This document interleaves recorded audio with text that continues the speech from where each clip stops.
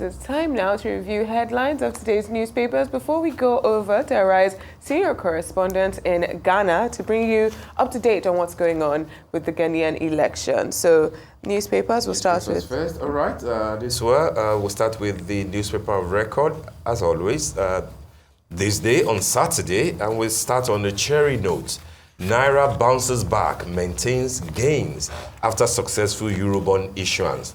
Launch of new trading system. That's the headline, the lead headline in today's newspaper this day. And the riders are even more, illuminating. Appreciates to 1,587 naira 29 kobo to a dollar unofficial, and then 1,590 naira on parallel FX market. MBS foreign trade hits 35.16 trillion naira. Recorded 5.81 trillion surplus in Q3. Crude oil accounted for 65.44% of export trade. Spain is major trading partner. I mean, I like the way that all these, is broken down for, easy consumption, particularly if you are not right there in the financial or economic field. You can see progress, at least on paper. Cardi B is showing working. I don't know about working, but I can see progress, if at least on paper. And I'm saying that I like that the way that the cover of this day is communicating this, to the reader, which is important.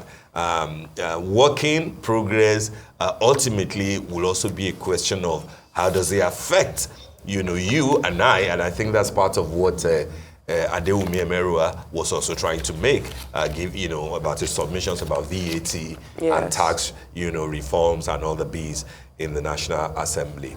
On top of the lead story, tension in Kano as police barricade Emir Sanusi's palace. Kano government condemns act. Sanusi calls for calm. Kano is, again, in the news, not for the best of reasons.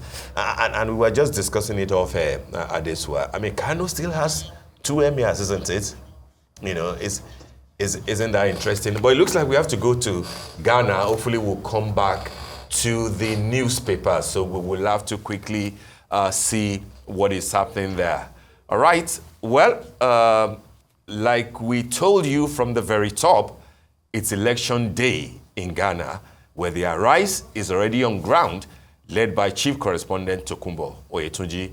He's now ready to give us an update of how it's panning out from Accra, the Ghanaian capital. Good morning, Tokunbo. How is Accra, Ghana?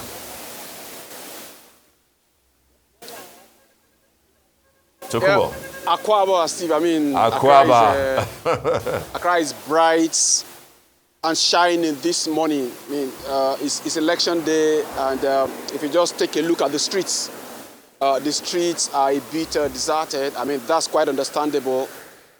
Majority of the people are at polling units, different voting centers, including the one where I am, not too far away from here. I mean, let me tell you that the network has been so terrible. So I've just got to be on the streets to be able to talk to you. But right by my right here is a place called Christ the King Catholic Church, right in Accra. It's just opposite the presidential office, the Jubilee House office of President Nana Akufo-Addo.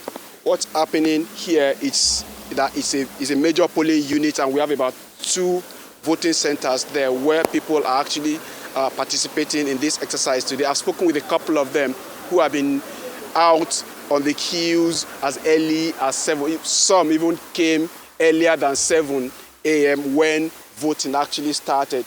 That tells you so much about the enthusiasm with which Ghanaians are following and participating in this exercise today.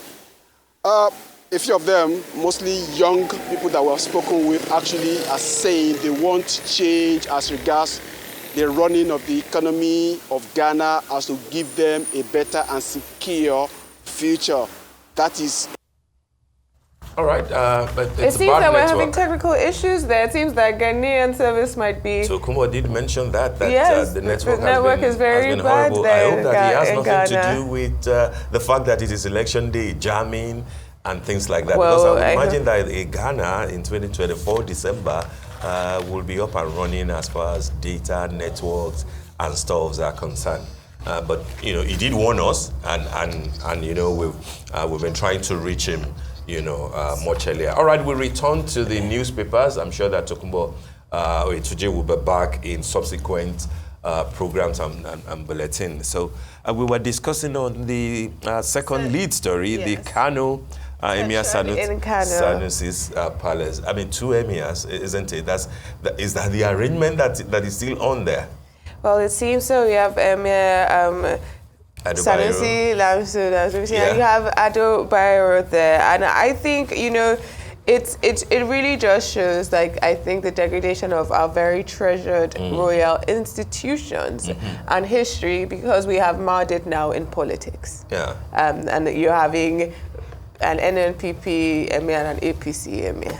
Well, I mean, the story in this day is saying that armed security personnel, including State Security Service SSS, barricaded all entrance leading to his palace, and that according to reports, the move may not be unconnected with the appointment and installation of the new district head of Bichi, which happened to be among the 5 emirate councils scrapped by the Kano state government. So we will see how this pans out, but I hope that this will not further plunge Kano into chaos and political turmoil.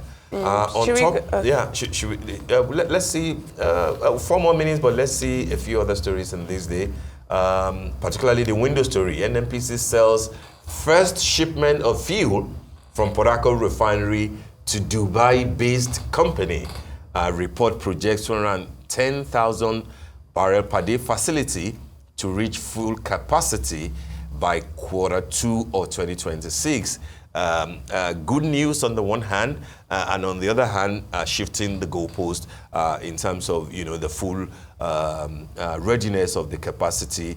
And I'm sure they are talking in terms of the 150,000 BPD facility, which ought to be getting ready about the same time, because you know, that's what the Buhari administration paid for. Again, the whole point of this NNPC thing is to commend where we can see that, you know, truly progress has been made, and then to also urge them to be a lot more open, you know, with information, not just press releases, not just third party. Not just sponsored protests, allegedly.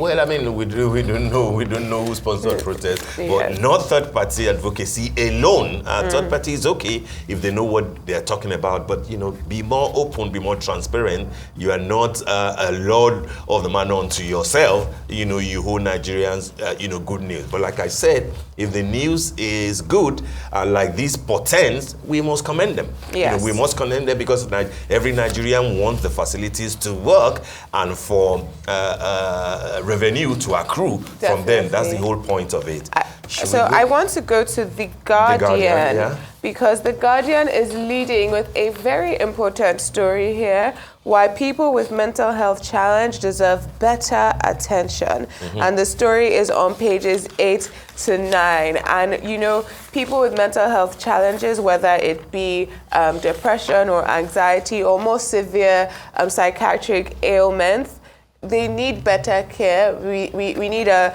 less stigma around the topic. It says that there are only 350 psychiatrists for Nigeria's population of about 200 million. Now, I am a daughter of a psychologist, and I know that, you know, the work she does, it says there's a 200% spike in mental cases, 200% over the last couple of months. There are lots of people who require... Over the last couple of months? Yes, 200%. Is it what you're thinking that I'm thinking? What, you know, the things that are pushing them? Economic hardship, hunger, you know, these type of things. Stressful situations do sometimes trigger. Those are the things that we need to worry about. Yes, and we have the access to care is very limited, and I do think that I'm happy the Guardian is taking it up. I'm sure there's a beautiful article there. Beautiful. And another topic the Guardian is taking: when will our national greed collapse? Interesting, isn't it? That's vintage Guardian for you.